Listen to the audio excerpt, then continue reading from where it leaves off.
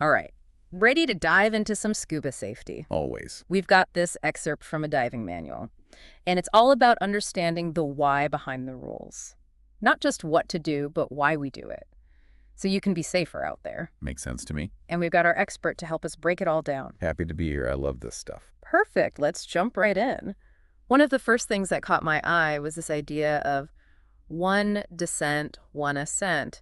Seems kind of counterintuitive at first, right? Like, wouldn't a quick trip back up to shallower water be okay? You'd think so, but But this manual makes it clear that yo-yo diving is a big no-no. So what's the deal with that? What makes those extra ascents and descents so risky? well, it all comes down to nitrogen. The most abundant gas in our air. When Yeah. you descend underwater, the pressure increases. Right, basic physics. Exactly. And as that pressure increases, your body absorbs more nitrogen from the air you breathe. Like a sponge soaking up water. Perfect analogy. The deeper you go, the more nitrogen your body soaks up. And here's the thing. When you ascend, that nitrogen needs to be released slowly and steadily. Otherwise, Imagine trying to wring out that sponge really quickly. you'd make a mess. Exactly. Things get messy. Instead of the nitrogen being safely released, it forms bubbles in your blood and tissues. Ouch. Like shaking up a soda bottle and popping the top. Exactly. You get those bubbles forming. And those bubbles, they're what cause the bends. You got it. Those bubbles, depending on their size and location, can cause a range of problems, Yeah. from joint pain and skin rashes to, in severe cases, neurological issues. Definitely not the kind of souvenir you want to bring back from a dive. That's for sure. The manual gives an example to really drive this point home. Let's say you dive down to 20 meters, then ascend to 10 meters, thinking you're giving yourself a break. Right. Seems reasonable enough. But then you descend back down to 20 meters. So you're essentially hitting the gas on that nitrogen absorption while your body's still trying to off-gas from the previous descent, like slamming on the accelerator and the brake at the same time. Exactly. Not a smooth ride for your body. And that's where the one descent, one ascent rule comes in. Exactly. It's about minimizing those rapid pressure changes, giving your body the best chance to manage those nitrogen levels safely. Exactly. Slow and steady wins the race. So planning your dive and sticking to the plan is key. No impromptu detours to chase after that cool fish your buddy spotted at a different depth. How tempting as it may be. Safety first. Always. Now, this next section is titled Stealthy Saboteurs of Safe Diving. I love how they frame it like there are these hidden enemies lurking beneath the surface. Sounds ominous. Right. And I'm not just talking about sharks this time. They mention things like cold water, overexertion, even pre-existing health conditions as these sneaky saboteurs.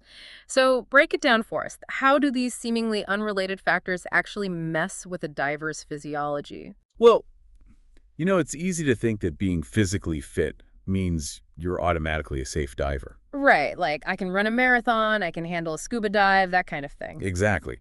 But it's more nuanced than that. Our bodies react to all sorts of stressors in ways that can impact how we handle nitrogen absorption and elimination. Interesting. So it's not just about how much air you have left in your tank. It's about how your body's handling everything else going on. You got it. Efficient gas exchange is key. Okay, so let's break down these sneaky saboteurs one by one. Let's start with cold water. How does that play into all of this? So when you dive in cold water, your body goes into survival mode. It tries to conserve heat. And one way it does that is through something called peripheral vasoconstriction. Say that 5 times fast. Right. It's a mouthful. But basically it means It means your blood vessels in your extremities constrict, like closing off lanes on a highway. to keep the warm blood flowing to your vital organs. Exactly. It's a natural defense mechanism. Okay, so how does that affect nitrogen? Well, imagine those blood vessels are responsible for transporting nitrogen out of your tissues. Okay, I'm with you. Constricting them creates a bottleneck.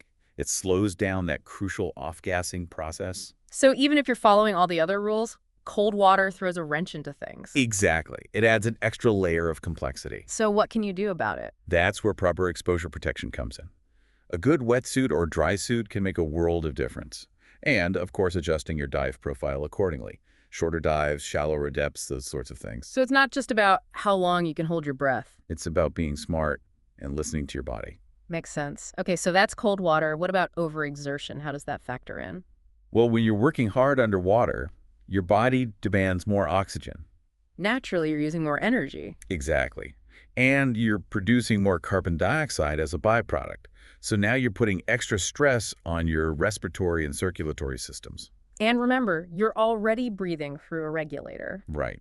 Which can be slightly more restrictive than breathing naturally. So your body might have to work even harder to maintain that balance of oxygen and carbon dioxide. Precisely. So even if you're within your no decompression limits, pushing yourself too hard physically can still hinder nitrogen elimination. You got it. It's all connected. Okay, that makes sense. Yeah. And I'm guessing those pre-existing health conditions just add another layer of complexity to this whole equation?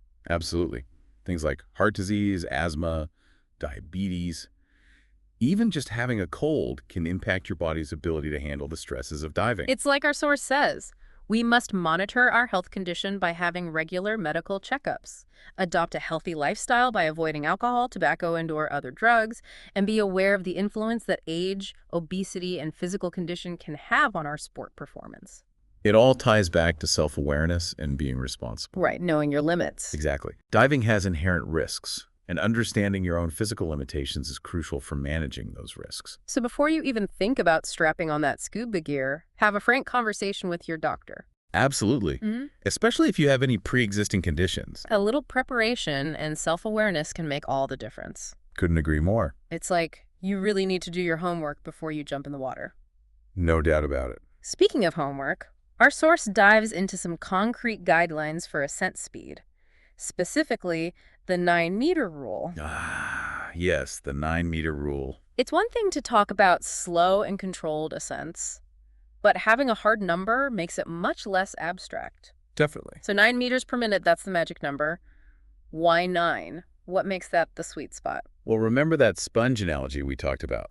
With the nitrogen. Exactly. If you squeeze it slowly and steadily, the water releases gradually. But if you squeeze it too fast... The water goes everywhere. Exactly. It's the same principle with ascending. So going slower gives those dissolved nitrogen molecules enough time to escape from your tissues. Exactly. And then they can be expelled through your lungs without forming those dreaded bubbles. It's all about finding that perfect flow rate, right? You got it. Where your body can keep up with the pressure changes. So 9 meters per minute, that's the optimal rate based on, well, I'm assuming a lot of research and data. Oh yeah, tons of research. Years of diving physiology studies. To figure out that sweet spot for safe off-gassing. It's not just some arbitrary number, that's for sure. Right, it's literally a matter of life or death. Exactly. Okay, so we've talked about the ideal scenario, but let's be real, things don't always go according to plan in diving. That's the understatement of the century. Right. I mean, you're down there, anything could happen. Our source even acknowledges that sometimes a diver might accidentally ascend too quickly. It happens. Maybe due to stress or low air or buoyancy issues. Yeah. So what do you do if you find yourself in that situation? Well, the manual calls it an emergency brake. Emergency brake. Okay, I like the sound of that. So let's say you're ascending from, say, 20 meters. And you suddenly realize you've shot up to 7 meters in just 30 seconds. Way too fast. Way too fast. So what do you do? Instead of continuing to the surface at that speed, you immediately pause your ascent. Right there at 7 meters. Yep. You stay put for the remaining time it should have taken to cover that distance at the safe ascent rate. So in this case, you'd hang out at 7 meters for a full minute before continuing your ascent. Exactly. Huh. Seems counterintuitive, but I guess it's about giving your body that extra time to catch up. Exactly. Think of it like pulling over to the side of the road after speeding to let your car cool down. Okay, I can see that. It's all about avoiding that overheating, in this case, decompression sickness. Right, makes sense. But I'm guessing this emergency brake isn't a get-out-of-jail-free card, right? Definitely not. It's a last resort, not something you want to rely on regularly. Consistently exceeding the safe ascent rate, even with these corrections, that's asking for trouble, right? Exactly. You're putting yourself at risk. It's a good reminder that while we have these backup plans, the best way to stay safe is to follow the rules in the first place. Couldn't agree more. Prevention is key. Absolutely. Now, all this talk about safety procedures and emergency brakes, it makes me realize that diving isn't just about the physical aspects, is it? The mental game plays a huge role too, wouldn't you say? Oh, without a doubt. Because even the most experienced diver can encounter unexpected situations down there. Absolutely. All the time. And that's where having a good dive buddy becomes crucial, right? Crucial is an understatement. It's essential. Our source really stresses the importance of buddy communication, especially in those moments of stress or when things go sideways. For good reason. Yeah. Having a dive buddy isn't just about having a buddy to share the experience with. Right. It's more than just having a friend along for the ride. Exactly. It's about having a second set of eyes, an extra pair of hands, someone to help you stay calm and focused if things get hairy. It's about having each other's backs, literally. Exactly. And just like in any partnership, communication is key. So before you even get in the water. You and your buddy should be on the same page about everything. The dive plan, potential hazards, emergency procedures, your personal limits. So that if something unexpected happens, You can rely on each other's training and judgment without second-guessing or panicking. you're like a well-oiled machine down there. Exactly. A team. It's about being proactive, anticipating challenges, and establishing that trust beforehand. Couldn't have said it better myself. It's like having a co-pilot on a flight, someone who's got your six and can help you navigate those unexpected turbulences. I like that analogy. And speaking of being prepared, our source also emphasizes the importance of pre-dive planning. Right, they don't just throw you in the deep end with all these rules and expect you to figure it out as you go. So what does effective pre-dive planning actually look like? Well, it starts with gathering as much information as possible about the dive site itself. Okay, so like what kind of information are we talking about? Everything. What's the depth? What's the visibility like? Are there any strong currents? What's the water temperature? So you're not just rocking up to the dive site and hoping for the best? Definitely not. You need to be prepared. Right, because all those factors you mentioned, they can really influence your dive plan and how you manage your safety down there. Exactly. It's about adapting to the environment, not just assuming one size fits all. Makes sense. So it's not just about the external factors, right? It's also about how you're feeling that day. Absolutely. You need to honestly assess your internal state before every single dive. So like, how are you feeling physically? How are you feeling mentally? Exactly. Even a minor cold or a stressful day at work can affect your diving performance. Wow, I never really thought about it like that, but it makes sense. It all ties back to being proactive rather than reactive. Pre-dive planning is your opportunity to check in with yourself, acknowledge any limitations, and adjust your plan accordingly. So you're minimizing those risks by anticipating those potential challenges before they even arise. Precisely. It's all about stacking the deck in your favor. You know, it strikes me that this whole deep dive into scuba safety has really been about risk management. And that's a skill that translates far beyond the underwater world, wouldn't you say? Absolutely.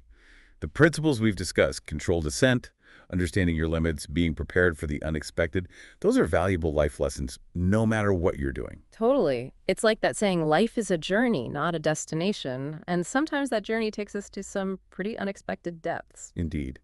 And just like in scuba diving, navigating those depths safely and skillfully requires knowledge, preparation, and a healthy dose of self-awareness. So as we resurface from this deep dive into scuba safety, I want to leave our listeners with this thought. How can you apply these principles of controlled ascent, risk awareness, and knowing your limits to other areas of your life? Whether you're a seasoned diver or just starting to explore the underwater world, remember that knowledge is your most valuable piece of equipment. Dive safe and keep exploring.